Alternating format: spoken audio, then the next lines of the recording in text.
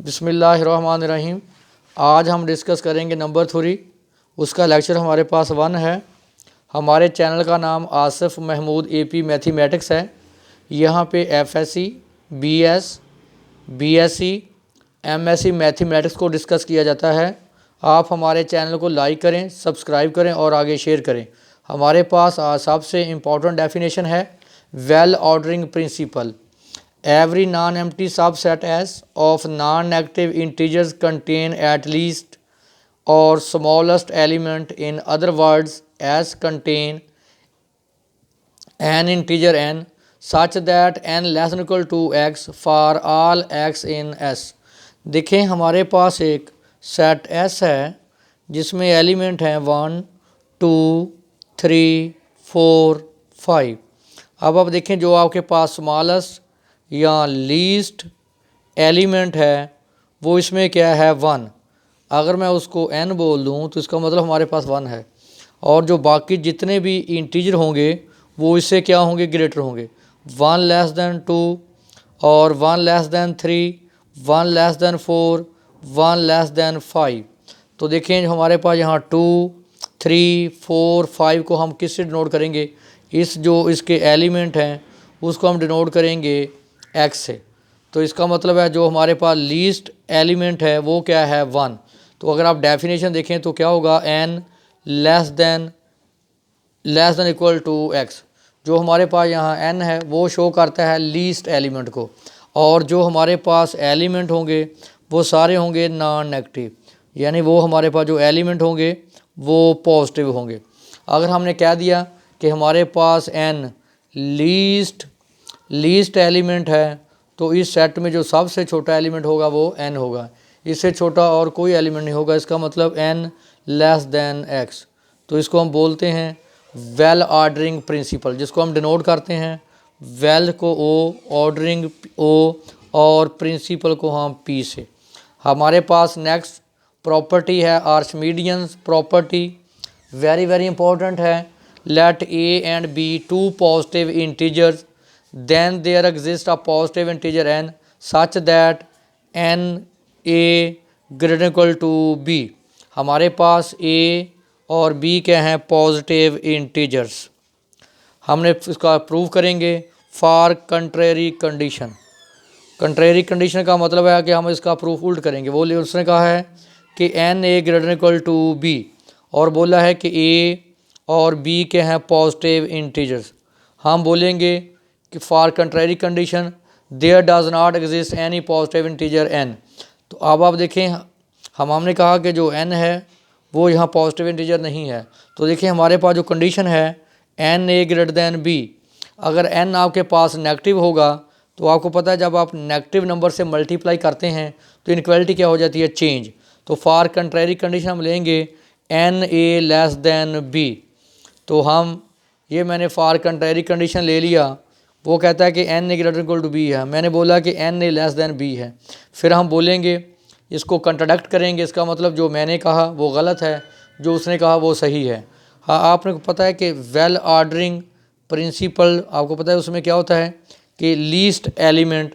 मैंने बोल दिया कि हमारे पास सेट S है जिसमें किस तरह के एलिमेंट हैं। आपने लिखा हुआ है कि n a less than b।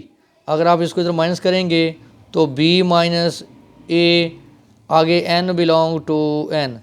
तो जो हमारे पास जो है, अगर आप इसको इधर माइनस करेंगे तो देखें n a less than b, इसको इधर माइनस करें तो 0 greater than b minus n a।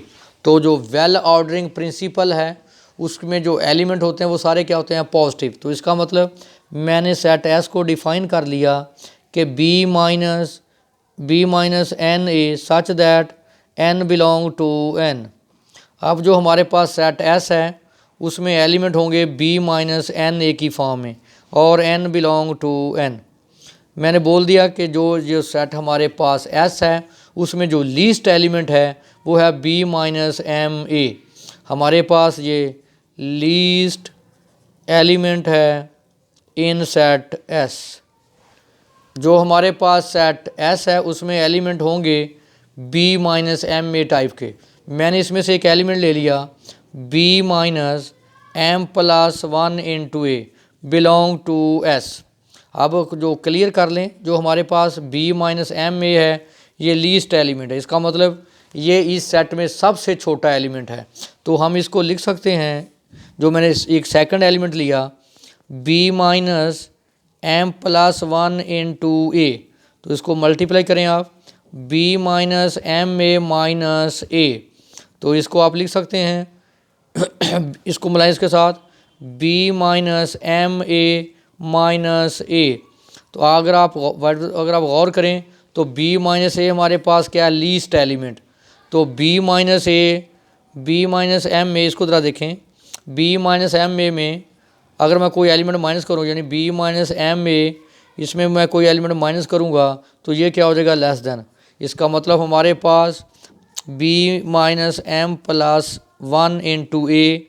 देखिए इसमें मैंने b माइनस एम ए में मैंने एक एलिमेंट माइनस किया, तो इसका मतलब है कि हमारे पास जो ये वैल्यू है ये क्या होगी, लेस देन होगी b माइनस एम ए। इसकी जगह पे मैंने क्या पुट कर दिया b माइनस ए हमारे पास क्या हो गया, लेस देन। इसका मतलब हमने तो कहा था कि b minus M a least element है, तो ये भी हमारे पास उससे भी छोटा एलिमेंट है। तो इसका मतलब हमारे पास यहाँ जो शो हमने किया b minus M plus 1 into A, ये क्या है, सबसे लीस्ट एलिमेंट। इसका मतलब जो हमारे पास यहाँ कंट्राडिक्शन आ गई, हमने बोला था कि b माइनस एम में लीस्ट एलिमेंट है, तो यहाँ पे हमारे पास एक और एलिमेंट इस सेट में बिलोंग करता है b minus M plus 1 into A, जो क्या है, लीस्ट एलिमेंट है। तो आपको पता है कि लीस्ट एलिमेंट किसी सेट जो है वेल ऑर्डरिंग प्रिंसिपल में एक ही एग्जिस्ट करता है। इसका मतलब which is contradiction our supposition, so must है कि n a greater equal to b. Next हमारे पास थ्योरम है प्रिंसिपल ऑफ फाइनाइट इंडक्शन। इसमें हमारे पास थ्योरम नंबर 1 है, ये भी वेरी वेरी इंपॉर्टेंट है। Let S be a subset of positive integer S subset of N having following properties, 1 belong to S and whenever k belong to S implies that k plus 1 also belong to S, then S subset of S। हमारे पास हमने साबित करना है कि हमारे पास जो S है वो क्या है, सबसेट ऑफ N है। तो अब हम जहाँ सपोज कर लेते हैं for contrary condition, for important theorem में भी फॉर कंट्रेरी कंडीशन हम ले लेते हैं कि S not equal to N। तो यहाँ पे मैंने एक सेट T लिया जिसको मैंने लिखा N such that N belong to N and N not belong to S। तो देखें जब आपके पास S not equal to N है, जो एलिमेंट N को बिलोंग करेगा वो कभी भी S को बिलोंग नहीं करेगा, जो एलिमेंट S को बिलोंग करेगा वो कभी एलिमेंट N को बिलोंग नहीं करेगा। मैंने एक फॉर कंट्रेरी कंडीशन क्या लिया कि S not equal to N। जब सबसेट का क्या मतलब है कि S के सारे एलिमेंट N में मौजूद हों और N में एक ऐसा एलिमेंट होगा जो S में मौजूद नहीं होगा। अगर आप यहाँ इस कंडीशन के मुताबिक देखें कि N बिलोंग किसको करता है, N को, यहाँ से ये क्लियर है कि जो T है वो सबसेट क्या है, S का। इसका मतलब T का हर एलिमेंट S में बिलोंग करेगा, सॉरी N में बिलोंग करेगा, क्योंकि N किसको बिलोंग करता है, N को। जो T है वो N का क्या है, सबसेट है।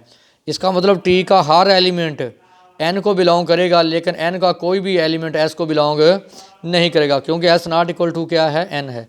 मैंने आपको क्लियर कर दिया कि जो एलिमेंट S में नहीं होगा वो N में होगा, जो S में होगा वो N में नहीं होगा, क्योंकि हमने उसकी सपोज कर लिया है कि S not equal to N। तो मैंने कहा अब जो हमारे पास T है वो नॉट इक्वल टू 5 है, क्योंकि T जो है आपके पास वो नॉन एम्प्टी सेट है। तो मैंने कहा है कि जो T में लीस्ट एलिमेंट वो क्या है, M। इसका मतलब M belong to T but M not belong to S, क्योंकि जो T है वो N का क्या है, सबसेट है। M जो है वो N को बिलोंग करता है, लेकिन M does not belong to S, क्योंकि हमने लिया है S not equal to N। तो हमारे पास देखें फर्स्ट कंडीशन क्या गिवन है, 1 बिलोंग टू S। तो इसका मतलब जो हमारे पास M है वो क्या होगा, ग्रेटर दैन 1। तो इसको इधर माइनस करें, m-1 ग्रेटर देन 0। और आपने वेल ऑर्डरिंग प्रिंसिपल में डिफ़ाइन किया था कि जो आपके पास सेट S होगा उसके जो सारे एलिमेंट हैं वो क्या होंगे, पॉजिटिव। इसका मतलब m-1 ग्रेटर देन 0 ये क्या है, पॉजिटिव एलिमेंट है। तो अगर आप क्लियर करें कि जो m-1 है वो लेस देन क्या है, S है, सॉरी m है, m-1 लेस देन m। तो नेक्स्ट हमारे पास है कि m, अब आप देखें आपने क्या बोला था कि जो m है वो लीस्ट एलिमेंट है और जो m है ये बिलोंग करता था n को। इसका मतलब है कि m does not belong to s। तो आपने अब बोला था कि जो m जो आपके पास t लीस्ट एलिमेंट है, m आपके पास लीस्ट एलिमेंट है इन सेट t। इसका मतलब m बिलोंग टू t। जो t का, क्योंकि आगे t किसका सबसेट था, n का, जो t को बिलोंग करेगा वो एलिमेंट n को भी बिलोंग करेगा, लेकिन वो एलिमेंट s को बिलोंग नहीं करेगा, क्योंकि आपने कहा था n not equal to s। इसका मतलब है कि अब जो m था ये लीस्ट एलिमेंट था किसका, t का। अगर ये t का लीस्ट एलिमेंट है तो मस्ट है कि m-1 does not belong to t। आप मैंने बोला था कि जो आपके पास डेफिनेशन थी वेल ऑर्डरिंग प्रिंसिपल की कि किसी सेट में एक ही लीस्ट एलिमेंट एग्जिस्ट कर सकता है। इसका मतलब अगर ये लीस्ट एलिमेंट है टी को बिलोंग करता है तो m-1 कभी भी बिलोंग नहीं करेगा टी को। अगर ये टी को बिलोंग नहीं करेगा तो मस्ट है ये किसको बिलोंग करेगा, एस को। जो टी को बिलोंग नहीं करेगा वो एस को बिलोंग करेगा, जो एस को बिलोंग नहीं करेगा वो टी को बिलोंग करेगा। तो इसका मतलब m-1 बिलोंग टू एस। हमारे पास जो सेकंड इसका है वो जो सेकंड स्टेटमेंट है वो क्या है, सेकंड स्टेटमेंट हमारे पास है कि k belong to s then k+1 also belong to s। तो देखें यहाँ पे हमने कहा था k बिलोंग टू s, तो इसका मतलब हमारे पास k बिलोंग टू s है और m-1 also belong to s। तो m-1 also belong to s। तो अगले हमारे पास कंडीशन क्या है, k+1। तो k की वैल्यू, इसको मैं किसके बराबर लेता हूँ, k को, क्योंकि k भी s को बिलोंग करता है तो m-1 भी s को बिलोंग करेगा। तो अब हम k की जगह पे मैं रिप्लेस कर देता हूँ m-1 कैंसल, तो हमारे पास क्या आ गया, m। तो इसका मतलब अगर m-1 k प्लस बिलोंग करता है s को तो मस्ट है m भी किसको भी करेगा, बिलोंग s को। देखें हमने तो कहा था कि जो हमने क्या सपोज किया था, कंट्राडिक्शन क्या थी कि हमने कहा था कि m does not belong to s, क्योंकि m बिलोंग करता था n को, इसलिए m कभी भी m does not belong to s। तो इसका मतलब हमने तो बोला था कि m जो है वो s को बिलोंग नहीं करता। इस कंडीशन के मुताबिक हमारे पास जो m है वो किसको बिलोंग करता है, s को। तो so which is contradiction our supposition. तो इसका मतलब कि हमारे पास जो है सेट एस है, हमने लिखा था S not equal to N, तो फिर मस्ट है कि ये हमारे पास जो एस है वो सब सेट ऑफ एन है। नेक्स्ट हमारे पास वेरी इंपॉर्टेंट एग्जांपल है, एग्जांपल नंबर 1। क्या है, इसको हम करेंगे मैथमेटिकल इंडेक्शन साबित। 1 का स्केयर प्लस 3 का square plus 5 square up to so on plus 2n-1 whole square is equal to 4n³ - n/3। तो देखिए मैथमेटिकल इंडक्शन मेथड क्या है, कैसे साबित करते हैं। 1 स्केयर प्लस 3 का square plus 5 square plus up to so on 2n-1 का square is equal to 4n³ - n/3। अगर आप देखें तो ये आपके पास क्या है, सीरीज़ है और ये उस सीरीज़ का क्या है, सम है। तो मैथमेटिकल इंडक्शन मेथड आपने first year chapter number 8 exercise आपने 8.1 में आपने डिस्कस किया था। तो उसका जो केस नंबर 1 है यानी प्रिंसिपल ऑफ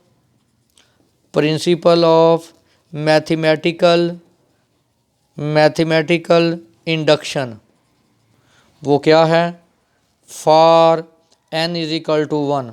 इससे पहले मैं थोड़ा सा आपको बता दूं बेटा, हम वहाँ पे हमारे पास होता था सम ऑफ n टर्म्स। तो हम क्या साबित करते हैं, आपको पता है कि S1 का मतलब है sum of first term, S2 का मतलब है sum of first 2 terms, S3 का मतलब है सम ऑफ फर्स्ट 3 टर्म्स, और Sn का मतलब है sum of first n terms. तो आपको पता है जब आप पुट करते हैं for n is equal to 1, इसका मतलब है कि S1 बराबर है A1 के। जब आप पुट करते हैं n की वैल्यू 2, इसका मतलब है कि S2 बराबर है A1 प्लस A2 के। देखें for n is equal to 1, इसका मतलब फर्स्ट टर्म 1 का स्केयर, या फर्स्ट में क्या है 1 का स्केयर, यहाँ पुट करें, सामने पुट करें n की वैल्यू 1, तो 4 इंटू 1 का क्यूब माइनस 1 ओवर 3, 1 का स्केयर 1, 4 minus 1 over 3, 3 over 3 is equal to 1। देखिए 1 इज इक्वल टू 1, इसका मतलब विच इज़ ट्रू। आप n इज इक्वल टू 1 के लिए चेक करते हैं mathematical type true, so case 1 या कंडीशन 1 इज़ सेटिस्फाइड। जब बेटा पहली कंडीशन सेटिस्फाइड कर जाए फिर आप सपोज करते थे मैथमेटिकल डायरेक्शन में, suppose it is true for n is equal to k। तो यहाँ n है, वहाँ आप क्या पुट करते के 1 स्केयर प्लस 3 का square plus up to so on 2n minus 2k minus 1 का square is equal to put करें 4 इंटू के क्यूब माइनस के ओवर 3, इसको बोलें इक्वेशन नंबर 1। जब आप कहते हैं सपोज इट टू n के, तो यहाँ पे n है, वहाँ पे हम क्या रिप्लेस करते हैं k। तो इसका जो इम्पोर्टेंट जो स्टेप है, फिर हम कहते हैं to show that it is true for n is equal to k plus 1। तो इसका मतलब जहाँ पे हमारे पास n आ रहा है वहाँ पे हमारे पास क्या आ जाएगा k प्लस 1। अगर n की जगह पे k प्लस 1 आ जाएगा तो इसका मतलब हमारा सेकंड कंडीशन भी होल्ड कर जाएगी। तो इसका मतलब है कि ये सीरीज़ का सम इसके इक्वल है। तो देखिए इसमें जो सबसे हम अहम पॉइंट बड़ा करते हैं वो देखने वाला ज़रा। देखिए हमारे पास यहाँ है 2n माइनस 1 का स्केयर, तो देखें स्केयर ऊपर है 2, n की जगह पे हम रिप्लेस करेंगे k प्लस 1 माइनस 1, तो इसको मल्टीप्लाई करें 2k प्लस 2 माइनस 1 का स्केयर, तो ये आ गया 2k प्लस 2 माइनस 1 प्लस 1। आपने बेटा जो लास्ट टर्म होगी वहाँ पे आपने n की जगह पे k प्लस 1 रिप्लेस करके इसको सिंप्लीफाई कर लेना है। हमारे पास यहाँ आया 2k प्लस 1। तो बेटा इसको आपने इक्वेशन नंबर 1, यहाँ बेटा आपने k रिप्लेस किया था, यहाँ आपने k रिप्लेस किया था, वहाँ आपने दोनों तरफ यानी इक्वेशन नंबर 1 में 2k प्लस 1 के स्केयर को आपने ऐड कर देना है। तो देखें नेक्स्ट हमारे पास वही मैंने लिख दिया है, यहाँ k है वहाँ n था, वहाँ मैंने k पुट कर दिया। तो मैंने क्या बोला था, we have to show that it is true for n is equal to k। तो मैंने आपको तरीका बता दिया था कि जो आपके पास लास्ट टर्म है यानी वो जो 2n माइनस 1 का स्केयर था, वहाँ आप n की जगह पे पुट कर देंगे k प्लस 1। यहाँ पे इसको सिंप्लीफाई किया था तो 2k प्लस 1 का स्केयर आया था। ये आप इक्वेशन नंबर यहाँ आपने k रिप्लेस किया है, दोनों तरफ आप उसमें ऐड कर देंगे। देखें लेफ्ट हैंड साइड आपकी ऑलरेडी ट्रू होती है, आपने बेटा जो आपकी राइट हैंड साइड उसको आपने सॉल्व करना होता है। तो इसका स्केयर एक्सपेंड करें, a का स्केयर प्लस b का स्केयर प्लस 2ab, तो एलसीएम लें, एलसीएम क्या आ गया 3, इसको मल्टीप्लाई 12, इसको मल्टीप्लाई 3, इसको मल्टीप्लाई करें क्या आ गया 12। अब आपके पास 4k cube 12k square 12k और ये 3 है। अब आप देखें 3 है तो आप एक प्लस कर दें और एक माइनस कर दें, तो 3 प्लस 1 क्या आ जाएगा 4, 4 माइनस 1। तो देखिए मैंने एक ऐड कर दिया और एक मैंने माइनस कर दिया। इस पूरी इक्वेशन में से आप 4 कॉमन ले लें, k cube plus 3k square plus 3k plus 1, यहाँ से आप नेगेटिव कॉमन ले लें तो माइनस कॉमन आ गया k प्लस 1। तो ये देखें जो हमारे पास है k cube 3k square plus 3k plus 1, ये बेटा क्यूब है k प्लस 1 का क्यूब, इसको क्यूब को एक्सपेंड कर दो यही आंसर आएगा k प्लस 1 का cube minus k plus 1 over 3। आप चेक कर लें आंसर आपका ठीक है या गलत है। यहाँ पे देखें आपके पास मैंने बताया था कि सम जो है 4n cube minus m over 3 था, तो मैंने बोला था यहाँ n है वहाँ क्या है k प्लस 1, यहाँ n है वहाँ क्या चाहिए k प्लस 1, बाकी 4 नेगेटिव और जो कांस्टेंट है वो वैल्यू सेम आए। तो देखिए हमने साबित कर दिया कि यहाँ पे n है वहाँ क्या आ गया c plus 1। So case 2 is satisfied for n is equal to k plus 1। ये हमारे पास था मैथमेटिकल इंडक्शन मेथड से आप किसी सीरीज़ के सम को बराबर साबित करते हैं।